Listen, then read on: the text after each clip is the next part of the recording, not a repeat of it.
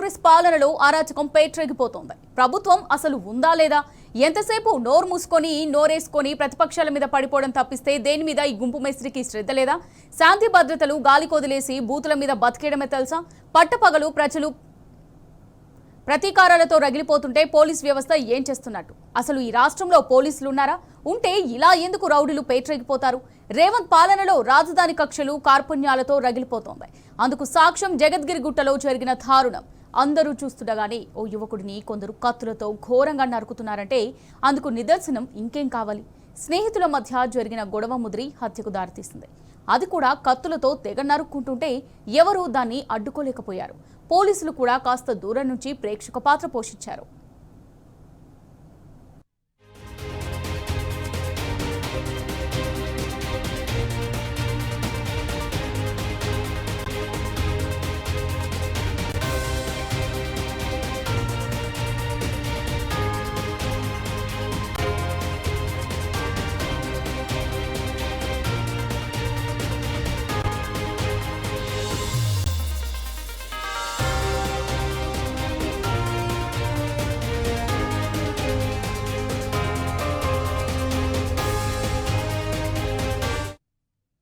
రజిక, దీనికి సంబంధించి మరిన్ని డీటెయిల్స్ మా క్రైమ్ బ్యూరో చీఫ్ భాస్కర్ అందిస్తారు. భాస్కర్, చెప్పండి, నడి రోడ్డు మీద హత్య జరుగుతుంటే పోలీసులు ప్రేక్షక పాత్ర వహించడాన్ని ఏ విధంగా చూడొచ్చు? అసలు దీనికి సంబంధించి డీటెయిల్స్ ఏంటి? హైదరాబాద్ పోలీస్ కమిషనర్ పరిధిలోని జగద్గుట్ట పిఎస్ పరిధిలో లాస్ట్ బస్ స్టాప్ వద్ద హత్యాయత్నం జరిగింది. రోషన్ అనేటువంటి యువకుడిపై కత్తి దాడి చేసినటువంటి బాలెడ్ అనేటువంటి మరో రౌడీ షీటుతో కలిసి దారుణానికి పాల్పడేటువంటి పరిస్థితి కనిపిస్తుంది. ఆర్థిక లావాదేవీల విధాన విషయం పక్కన పెడితే ఇవాళ పూర్తిగా హైదరాబాద్ సైబరాబాద్ రాచకొండలో లాండ్ ఆర్డర్ పూర్తిగా రాష్ట్ర ముఖ్యమంత్రి బాధ్యత. ఎందుకంటే ఆయన దగ్గరే లాండ్ ఆర్డర్ ఉంది. ఎప్పటికప్పుడు లాండ్ ఆర్డర్ పైన సమీక్ష నిర్వహించకపోవడం, చాలా కాలంగా లాండ్ ఆర్డర్ లో అనుభవం లేనటువంటి అధికారులు ఇప్పుడు దీంట్లో చాలా మంది ఉండటంతో దీనికి ఎటు చేయాలో చేయాలన్నటువంటి విషయం పాల్పోవడం లేదు. రోషన్ 26 సంవత్సరాలు, ఆయన బాధితుడు. ఆయన సైతం రౌడీ షీటర్ గా ఉన్నాడు. సైబరాబాద్ పోలీస్ కమిషనర్ పరిధిలో హత్యాయత్నం చేసినటువంటి వ్యక్తి బాలేశ్వర్ రెడ్డి, ఆయన 23 సంవత్సరాలు. జగద్గిరి పిఎస్ పరిధిలో రౌడీ షీటర్ గా ఆయన కూడా రౌడీ షీటర్ గా ఉన్నారు. బాలేశ్వర్ రెడ్డి ఫ్రెండ్ మహమ్మద్ తో కలిసి హత్యాయత్నానికి పాల్పడ్డాడు. వీరి ముగ్గురు గంజాయి బ్యాచ్ గా పోలీసు చెప్తున్నారు. ఎవరైనా హత్యాయత్నం చేస్తే ఏదైనా ఓపెన్ గా ఎటువంటి లాండ్ ఆర్డర్ సమస్య వస్తే వాళ్ళపైన గంజాయి బ్యాచ్ అని చెప్పడం, రౌడీ షీటర్లు ఉన్నాయని చెప్పడం, తర్వాత చర్యలు తీసుకోవడం, ఇది పోలీసులకు మామూలుగా మారిపోయినటువంటి పరిస్థితి కనిపిస్తోంది. వీరు ముగ్గురు గంజాయి బ్యాచ్ ఎదుర్కొన్న నేపథ్యంలో వీరి మధ్య ఆర్థిక లావాదేవీల వల్ల ఈ హత్యాయత్నం దాటిసినట్టుగా పోలీసులు చెప్తున్నారు. కేసు దర్యాప్తులో మరిన్ని వివరాలు బయటపడతాయని చెప్తున్నప్పటికీ తీవ్రంగా గాయపడినటువంటి రోషన్ని జగద్గిరిగుట్ట లాస్ట్ బస్ స్టాప్ లో గల మెడిసిటీ హాస్పిటల్ తరలించి అక్కడ ట్రీట్మెంట్ ఇచ్చారు. కానీ పరిస్థితి విషమించడంతో గాంధీ హాస్పిటల్ తరలించారు పోలీసులు. మొత్తం ఈ ఇన్సిడెంట్ కి సంబంధించి పూర్తిగా క్రిస్టల్ క్లియర్ గా పోలీసులదే బాధ్యత. ఎందుకంటే రౌడీ షీటర్ల పైన ఎప్పటికప్పుడు ప్రత్యేక నిఘాలు ఏర్పాటు చేసిన గతంలో టీఆర్ఎస్ హయాంలో కేసీఆర్ 10 ఏళ్లు ముఖ్యమంత్రిగా ఉన్న సందర్భంలో ఎక్కడ రౌడీ షీటర్ల పైన ఇట్లాంటి ఇన్సిడెంట్ జరగలేదు. పబ్లిక్ గా మార్కెట్ లో జగద్గిరి పిఎస్ పరిధిలో కత్తితో దాడి చేసి పలుమార్లు అనేక రకాలుగా ఆయన పైన కత్తితో కడుపులో గుర్తున్నటువంటి సందర్భంలో అక్కడ చూస్తున్నటువంటి ప్రజలకు ఒక్కసారిగా భయభ్రాంతులకు గురయ్యాడు. ఇదేంటని అడిగేటువంటి పరిస్థితి లేకపోయింది. కత్తితో దాడి చేసి ఆయన ఎంత ఓపెన్ గా ఆల్రెడీ తన కత్తిని పట్టుకుంటూ బైక్ పై మహమ్మద్ అనేటువంటి మరో యువకుడితో కలిసి వెళ్తూ తాను గొప్ప ఘనకార్యం చేసినట్టుగా అసలు పోలీసులు ఎందుకు వీళ్ళపైన చర్యలు తీసుకోలేదు?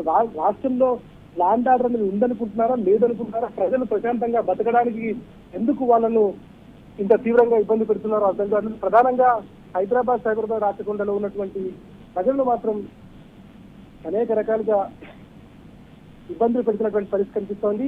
ప్రధానంగా హైదరాబాద్ ప్రజలంటే ఎందుకో రేవంత్ సర్కార్ కు పెట్టినట్టుంది. అందుకే లాండ్ ఆర్డర్ పూర్తిగా కాగితం తప్పింది. నిన్న జరిగినటువంటి రాచకొండ లిమిట్స్ లో డ్రంక్ అండ్ డ్రైవింగ్ కేసులో ఒక యువకుడిని పొట్టలు పెట్టిన ట్రాఫిక్ పోలీసుల ఘటన మరోసారి ఓపెన్ గా కత్తులతో దాడి చేసుకున్నటువంటి పరిస్థితి కనిపిస్తుంది. అసలు వీటన్నిటికీ కారణం గతంలో కేసీఆర్ ముఖ్యమంత్రిగా ఉన్నటువంటి 10 ఏళ్ల కాలంలో ఇంటర్సెప్టర్ వెహికల్స్ అనేటువంటి ఏర్పాటు చేశారు. ప్రధాన కూడల దగ్గర, హైదరాబాద్ ఉన్నటువంటి అన్ని ప్రధాన కూడల దగ్గర 2 చౌరస్తాలకు ఒకటి కలిపి అక్కడ ఒక ఇంటర్సెప్టర్ వెహికల్, స్కార్పియో వెహికల్ ఉంటుంది. దాంట్లో ఒక హోంగార్డ్ డ్రైవర్ తో పాటు 2 వెపన్స్ పెట్టుకున్నటువంటి కానిస్టేబుల్ ర్యాంక్ ఆఫీసర్లు, ఒక హెడ్ కానిస్టేబుల్ కానీ ఏఎస్ఐ కానీ దానికి బాధ్యత వహిస్తూ లీడ్ చేసేట్టు. అంటే అక్కడక్కడ పోలీసులు కనిపిస్తే కొంత భయంలో ఉన్నటువంటి వాళ్ళకి కొంత ధైర్యం ఉంటుంది. ఇట్లాంటి చర్యలు చేసేటువంటి నేరస్తులకి భయం కదులుతున్నటువంటి నేపథ్యంలో అప్పుడు ఒక పద్ధతి ప్రకారం ప్రణాళికాబద్ధంగా ఏర్పాటు చేశారు. కానీ ఈ రేవంత్ రెడ్డి గవర్నమెంట్ వచ్చినటువంటి 2 నెలల కాలంలోనే ఇంటర్సెప్టర్ వెహికల్స్ ని పూర్తిగా రిమూవ్ చేసి వాళ్ళను టీఆర్ హెడ్ క్వార్టర్స్ సెటప్ చేయడం జరిగింది. సైబరాబాద్ రాచకొండ పరిధిలో విపరీతంగా క్రైమ్ రేట్ పెరిగిపోతుంది. మరోవైపు స్టేట్ లో ఉన్నటువంటి ప్రజలంతా కూడా భయంలో బతుకుతున్నటువంటి పరిస్థితి. ఎప్పుడు ఎక్కడ ఎలా అటాక్ చేస్తుందో, ఎవరు ఏం చేస్తారో, డ్రగ్స్ గంజాయి నుంచి మొదలుకుంటే ఓపెన్ గా హత్యలు చేయడం, సైన్స్ ఆచరణ మీద పోలీసులు కాల్పు జరపడం, నిజంగా కూడా ఇవన్నీ ఒక సిస్టమ్ పనిచేయడం లేదా అనే భయం కలుగుతోంది. నది రోడ్డు మీద స్నేహితుల మధ్య గొడవ జరిగితే కత్తులతో పొడుచుకునే వరకు వెళ్ళారంటే వాళ్ళకి ఎంత భయం లేకపోతే అట్లాంటి వివరణ తర్వాత వాళ్ళు పాత రౌడీ షీటర్లు చెప్తున్నారు. ఇట్లాంటి నిజం జరిగినప్పుడు పోలీసు నిఘా వ్యవస్థ ఏం చేస్తుంది, ఎస్బీ కానీ ఆ ఇంటెలిజెన్స్ కానీ దీనికి పనిచేయకుండా కేవలం రేవంత్ రెడ్డి జూబ్లీస్ లో పనిచేసేటువంటి వాళ్ళ మీదనే నిఘా విభాగానికి సంబంధించినటువంటి అధికారులందరినీ కూడా డిప్లాయ్ చేసినట్టుగా కనిపిస్తోంది. ఏది ఏమైనా గతంలో బీఆర్ఎస్ వర్కింగ్ కేసీఆర్ చెప్పారో చాలా అనుభవం ఉన్నటువంటి డీజీపీ శివధర్ రెడ్డి ఆయన డీజీపీగా వచ్చారు. కానీ ఆయన కూడా దీంట్లో ఇట్లాంటి ఇన్సిడెంట్స్ జరగకుండా కట్టడి చేయడంలో, పోలీసులకు ఎప్పటికప్పుడు రివ్యూలు చేయడంలో ఏదో ఒక మిస్సింగ్ అయితే కనిపిస్తా ఉంది. ఇది గ్రౌండ్ లెవెల్ లో చాలా ఇబ్బందికరమైనటువంటి పరిస్థితి కనిపిస్తుంది. ప్రజల్లో భయాందోళనకు గురైతే ఇన్సెక్యూరిటీగా వాళ్ళు ఫీల్ అయితే హైదరాబాద్ లో శాంతి క్షీణిస్తాయనేటువంటి సంకేతం బయటకు వెళ్తుంది. బహుశా మరి ప్రభుత్వం అట్లాంటి లక్ష్యాన్ని ముందు పెట్టుకొని తీసుకెళ్తున్నటువంటిది కూడా అర్థం కావట్లేదు. ఏది ఏమైనా ఇది ఒక భయంకరమైనటువంటి పరిస్థితి. రోజు రోజుకు క్రైమ్ రేట్ విపరీతంగా పెరిగిపోతుంది. హత్యలు, అత్యాయత్నాలు ఒకవైపు కొనసాగుతుంటే గంజాయి, డ్రగ్స్ ఒకవైపు పెరుగుతోంది. అసలు క్రైమ్ ఫ్రీ సిటీగా ఉన్నటువంటి హైదరాబాద్ నగరం క్రైమ్ సిటీకి అడ్డాగా తయారైంది. ఇప్పుడు కేర్ ఆఫ్ క్రైమ్ సిటీ అంటే హైదరాబాద్ అనేటువంటిది చాలా క్లియర్ గా కనిపిస్తుంది. పగడే 2 రౌడీ షీటర్లు ఒకరిపై ఒకరు దాడి చేసుకొని నడి చౌరస్తాలో చంపుకోవడానికి ప్రయత్నించారంటే ఇవాళ హైదరాబాద్ లో లాండ్ ఆర్డర్ ఏ విధంగా ఉందో అర్థం చేసుకోవాల్సిన అవసరం కనిపిస్తోంది. తాను అన్నింటికీ స్ట్రిక్ట్ ఆఫీసర్ గాని చెప్పుకుంటున్నటువంటి సైబరాబాద్ పోలీస్ కమిషనర్ ఇట్లాంటి వాటి ఘటనలు జరుగుతుంటే రౌడీ షీటర్ల పైన ప్రత్యేక నిఘా ఎందుకు ఏర్పాటు చేయాలి? రౌడీ షీటర్లు పదే ఓపెన్ గా మార్కెట్ లోకి వచ్చి దాడి చేసుకొని చంపుకునే పరిస్థితి వస్తే చాలా సిన్సియారిటీ ఎక్కడికి వెళ్ళిపోయిందో మహేంద్రని ఖచ్చితంగా ప్రశ్నించాల్సిన అవసరం కనిపిస్తోంది. ఇటు రాచకొండ పరిధిలో నిన్న జరిగినటువంటి ఆటో డ్రైవర్ ఆత్మహత్య మరొక ఇన్సిడెంట్ జరగడం, ఇదంతా కూడా హైదరాబాద్ లో డిస్టర్బ్డ్ వాతావరణం. మొన్నటికి మొన్న డీసీ పైన ఒక బైక్ అఫెండర్ దాడికి పాల్పడడం, ఆయన దాడికి పాల్పడిన సందర్భంలో వెపన్ అలవాటున్నటువంటి శిక్షణ పొందినటువంటి ఐపీఎస్ ఆఫీసర్ తనని కాళ్ళ మీద కానీ చేతుల దగ్గర కానీ కాల్చకుండా ఛాతి భాగంలో, వీధి భాగంలో కాల్చి ఇదేదో ఎన్కౌంటర్ చేశాననేటువంటి ఒక అవార్డు తీసుకోవడానికి పనిచేసినటువంటి వ్యవహారంగా పోలీసుల వ్యవహారం అక్కడ కనిపించింది.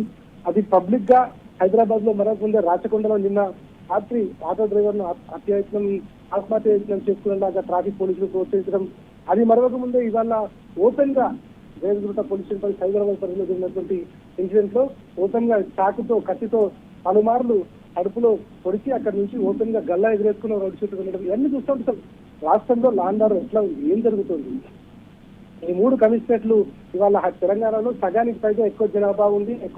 ఎక్కువగా కమిషనరేట్ల పరిధిలో పేరు తెలుసుకున్నటువంటి కమిషనరేట్లు ఇవాళ ఎందుకు అనుభవం ఉన్నటువంటి అధికారులు ఉన్నప్పటికీ ఈ సందర్భంలో హై లెవెల్లో శివధర్ రెడ్డి కావచ్చు, సజ్జనార్ కావచ్చు, మహంతి కావచ్చు, సుధీర్ బాబు కావచ్చు, వీళ్ళందరికీ అనుభవం ఉన్నప్పటికీ కింది స్థాయిలో ఉన్నటువంటి అధికారుల్లో ఎందుకు దీన్ని ఉత్సాహం నింపలేకపోతున్నారు? పైనుంచి ఎప్పటికప్పుడు గైడ్ లైన్స్ లేకపోవడమా, లేకపోతే వీళ్ళను గైడ్ చేసి చేయకుండానే క్రైమ్ సిటీగా హైదరాబాద్ ను మార్చాలనేటువంటి ఒక కుటిల యత్నం నడుస్తోందా? ప్రజలను భయభ్రాంతులకు గురి చేస్తూ ఏం చెప్పదలుచున్నారు? పోలీస్ శాఖ ప్రజలకు ధనమాన ప్రాణాలను కాపాడాల్సినటువంటి పోలీస్ శాఖ ఎందుకు రక్షక భటులుగా తయారవుతున్నారు అర్థం కావటం లేదు. కానీ మొత్తం ల్యాండ్ ఆర్డర్ పూర్తిగా డిస్టర్బ్ గా ఉంది. సైబరాబాద్ రాచకొండలో పూర్తిగా ల్యాండ్ ఆర్డర్ అదుపు తప్పిందని చెప్పడానికి ఇప్పుడు జరుగుతున్నటువంటి సంఘటనే ప్రధాన కారణం. శాంతి భద్రత కాపాడాల్సినటువంటి పోలీసులు ఎందుకు నిర్వీర్యమయ్యారో అర్థం కావట్లేదు. నడి రోడ్డుపై రౌడీ షీటర్లు అన్నుకోవడం, కత్తులతో దాడి చేసుకోవడం, ఇటు సైన్స్ ఆచరణను, అదేవిధంగా బైక్ అఫెండర్లను నడి రోడ్డుపై పోలీసులు కాల్చడం, మరోవైపు ట్రాఫిక్ వాళ్ళ వేధింపులతో యువకులు ఆత్మహత్య చేసుకోవడం, ఇదంతా చూస్తూ ఉంటే హైదరాబాద్ కు ఏదో ఒక దరిద్రం పడినటువంటి పరిస్థితి కనిపిస్తోంది. దీన్ని కంట్రోల్ చేయకపోతే ప్రజల నుంచి భవిష్యత్తులో తీవ్రమైనటువంటి వ్యతిరేకత ఎదుర్కోక తప్పదు. పార్టీలు, ప్రభుత్వాలు ఉంటాయిపోతాయి, కానీ ప్రజలు శాశ్వతంగా ఉంటారు. ఇది అధికారులకు ఎప్పటికీ మారని మచ్చగా ఉండిపోతుంది. గతంలో అనేక మంచి పనులు చేసినటువంటి సజ్జనార్ ఇట్లాంటి వ్యవహారంలో ఇట్లాంటి పనులు జరుగుతున్నటువంటి ఆయన కమిషనర్ల పరిధిలో కావచ్చు, సుధీర్ బాబు కావచ్చు, మహంతి కావచ్చు, వీటన్నింటినీ సూపర్వైజ్ చేసినటువంటి డీజీపీ కావచ్చు, ఎందుకు దీన్ని పట్టించుకోవడం లేదనేటువంటి మాత్రం అర్థం కాదు. అసలు మనం ప్రజల మధ్య ఉన్నామా, అడవిలో ఉన్నామనేటువంటి క్వశ్చన్ కూడా అనిపిస్తోంది. దీనిపైన పోలీసులు సీరియస్ గా యాక్షన్ తీసుకోకపోతే రాబోయే రోజులలో ఖచ్చితంగా ప్రజల నుంచి వ్యతిరేకత ఎదురుగా తప్పదనేటువంటి సందర్భం అయితే కనిపిస్తా ఉంది. Amulya. Right, thank you Bhaskar.